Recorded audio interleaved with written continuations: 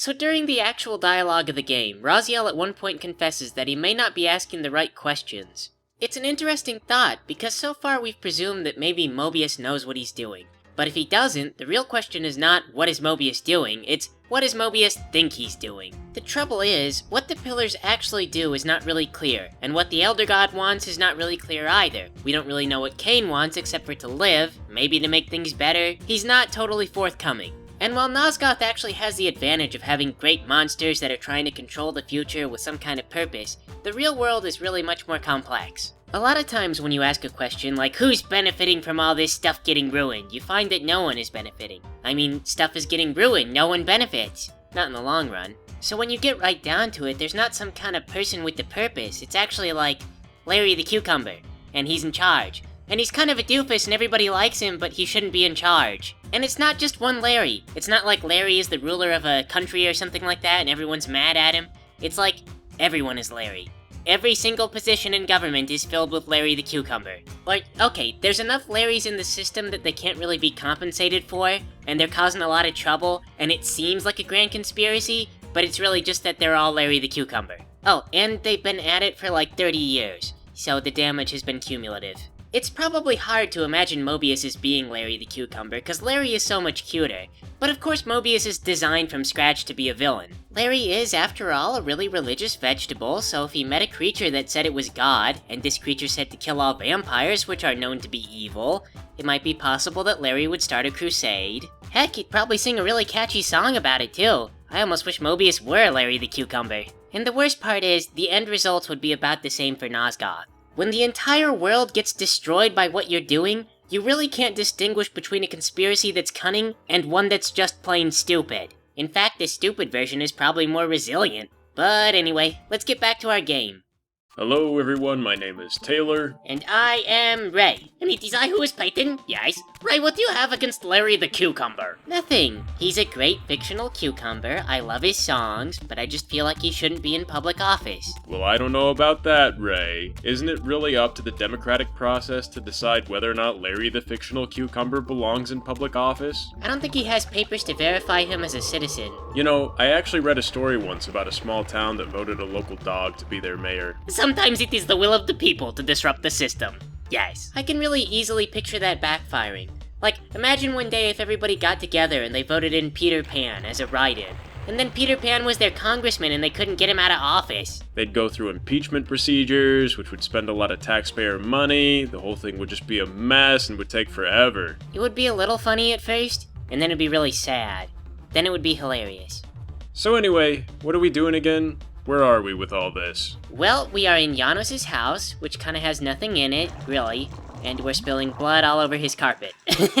We are the worst house guests. Technically, we're not really guests. And also, being vampires, they're probably used to blood spilling on stuff, and that's why the carpet's red in the first place. Raziel's really a ghost vampire, so is it more of a haunting than a visit? I will be honest, I do not know the rules for a time-traveling ghost vampire visit. I feel like we would have been haunting Janos for longer if we could have. Like, we would have been hanging around, asking a lot of questions, knocking stuff over, doing ghost things. But this was the nearest possible time that we could reach. I don't know if you can really call it a haunting when Raziel's purposes are benevolent. There is many hauntings that are supposedly benevolent, yes. Name one. It is Bill Gates who still haunts the offices of Microsoft. Yes. He didn't die, actually. He's just a shareholder now. Really? Yes.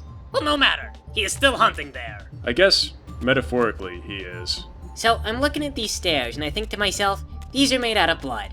What is the deal with that, really? Is that a unique vampire magic? Yes! That is the vampire thing! Everything is blood. See, but blood is vampire food. So isn't that the same if I made a stairway out of, like, goldfish crackers, or croutons, or, like, out of a salad? No, because blood is for life. Yes? See, so it is magical. Yeah, but you could argue that salad is for life too, though. Salad has, like, vitamins and provides you with energy. But, Ray, no self-respecting sorcerer is gonna be able to live down salad magic. Try to tell that to your parents. They just wouldn't have it. Well, that's it. Got zapped by the golden eyeball. Told you guys it was a workplace hazard. Anyway, I don't know about your parents, Taylor, but my mom would be pretty excited about salad magic. I don't know about my dad. He'd probably prefer beer magic, to be honest. I would prefer beer magic. Yes. What? You mean magic that would turn beer into a solid, undrinkable stairway? Oh, maybe he wouldn't like beer magic, I don't know. I hate beer magic! Yes! So, we've just come back to the original problem with how the heck are they using this magic and why? Also, where do they get the blood from? Is it magically produced? Well, those hearts in the air temple were bleeding, so presumably, yeah, I guess they do have magic that just makes blood. So, why do they have a predatory relationship with humans? Because maybe they don't really, and that's just kind of bending the history? But Vorador definitely does it though. We know he preys on people. Maybe the magical blood tastes as barf! Yes. But that just sort of justifies the whole hatred for vampires. Cause it's like, you guys could totally do without human blood, but you frickin' don't. Well, I don't know if we should get into race too much, but if you look at history and the time period that this game was set in, people used to come up with justification for slavery by saying things like, well, you know, black people have curly hair, like a sheep, so they're probably a subspecies and not really human. My impression from statements like that lead me to believe that people knew what they were doing was wrong, but they were grasping at straws so they could keep doing it. Like, people couldn't just be honest and say, oh, I'm in it for the money, look at how much money I'm making. Likewise, if you ask the vampires why they're turning humans into thralls and why they're drinking their blood, you'd probably get some kind of similar response. Like, oh, they're a lesser species. So my educated guess is that the vampires are probably anything but blameless, and they probably did inspire the hatred. It's just that years of moral rhetoric have really muddied the issue. Wow.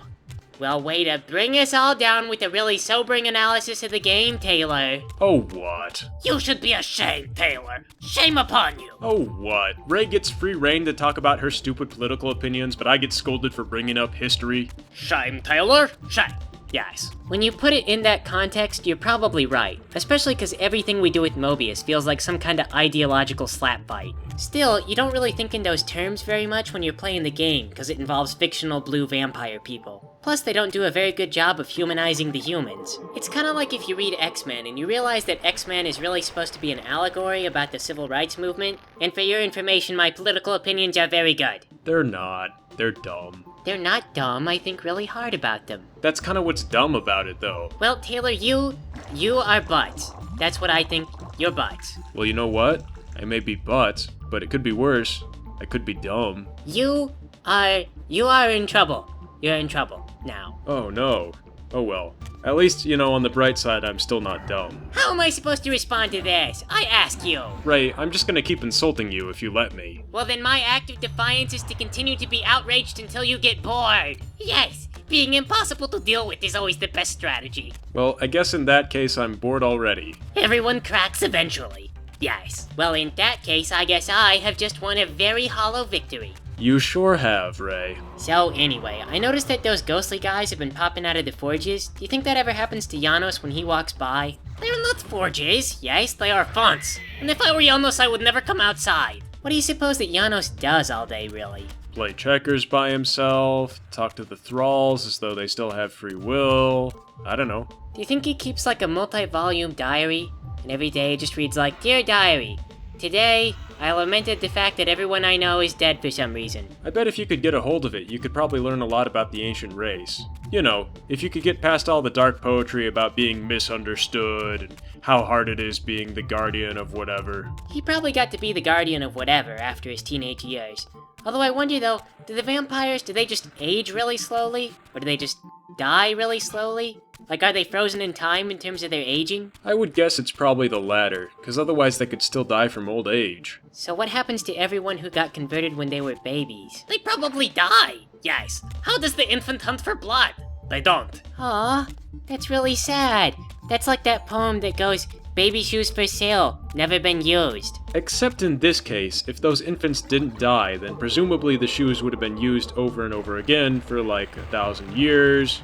Well, they probably would have worn out before that, but you get the picture. Man, can you imagine being a mom? Like, you're a brand new mom, you got this little baby, it's still too young to know how to laugh or how to smile, and then it just gets stuck at that age for the rest of eternity. And in that context, now you see why maybe the ancient race might have raised the pillars up to trap the Hilden in hell for all eternity. You know, it's settings like this that make me glad I don't live in a Harry Potter universe where everyone can do magic. It'd probably turn out really poorly. When you can develop nuclear bombs or nuclear power at your own discretion, then the sky is the limit. Yes. Magic nuclear bombs that do worse than killing you. I wonder if they ever try to establish a Geneva Convention for this kind of stuff. Okay, everyone, let's just get it in writing. From this point onward, we all agree we will never again turn the entire race into vampires. That was dumb, and we never should have done it. Are the Hilden vampires, though? I think they're just demons, because they've been trapped in hell for so long. I don't know, Ray. You know more about the game's lore than I do. Actually, I looked this up, yes. It turns out that most of what you learn from the Hilden comes from the Blood Omen 2, which was not very well received as far as the story goes, yes. You see, it is because the game was written by a different writer, which many find to be intolerable. For examples, yes, there is the Hilden Lord, and he is known only as the Hilden Lord. He's not given a name, or a backstory, or any relevant purpose, yes. Except he is the most important bad guy. Further, yes, the Hilden are building a device, and it is known merely as the device. It has no other name. And the person who builds the device is known as the Builder.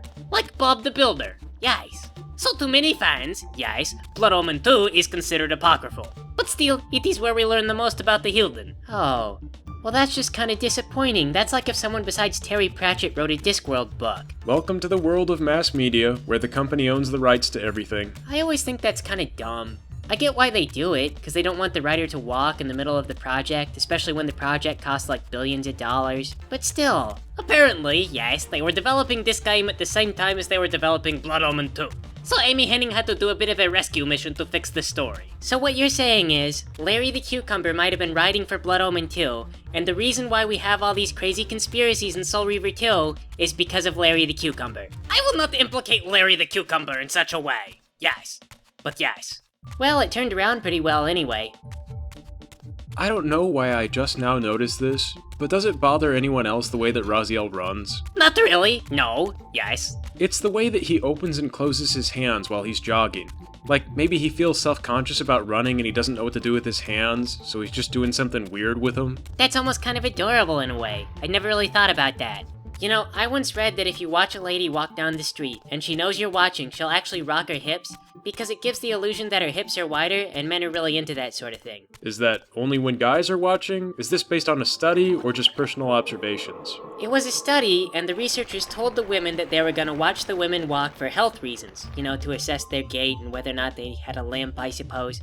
And most of the women rocked their hips while they were walking. They didn't know who was watching, they just did it anyway, apparently. So it was kind of a self-conscious attitude, and maybe they did it sort of on purpose, maybe not? Sorta, maybe. I mean, the study just indicated that women walk like that when they want to be perceived as being in good health, or maybe looking good, or something. So sashay the hips, that's the confident walk, huh? I would assume so, unless you're thinking about it, in which case you probably walk in a really awkward way, and then everyone can see that you feel awkward. Well, thank you for nothing, Ray! Yes! Now I'm going to walk really awkward for the next week! Sorry, Peyton. I guess it's one of those tricks of the mind, like, you know, when you breathe manually.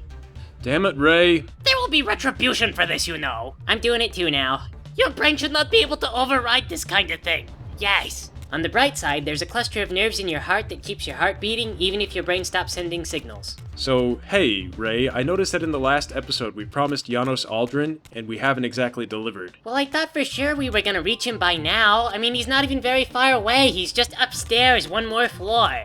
Janos should get off his lazy vampire butt and come down here to us. Yes. He really should. We've been blowing stuff up with the air Reaver. What does he think we are? A very large, clumsy moth? Maybe the thralls do have free will, and they occasionally throw parties, but they don't invite Janos. So Janos has gotten really used to being depressed, and he just doesn't check it out when there's a lot of loud noise. I actually applied that same kind of logic when I played Soul Reaver 1. When you're in Zaphon's Keep, there's a bunch of bells that you can bang on, so I would bang on them in the hope that Zaphon was gonna come to me after he heard them long enough, but then I found out that Zaphon evolved away his legs and was stuck to the wall. So maybe Janos Audron has also evolved away his legs, and now he's stuck to his wall. I don't really know the rules for vampire evolution, so maybe Janos could do that if he really wanted to.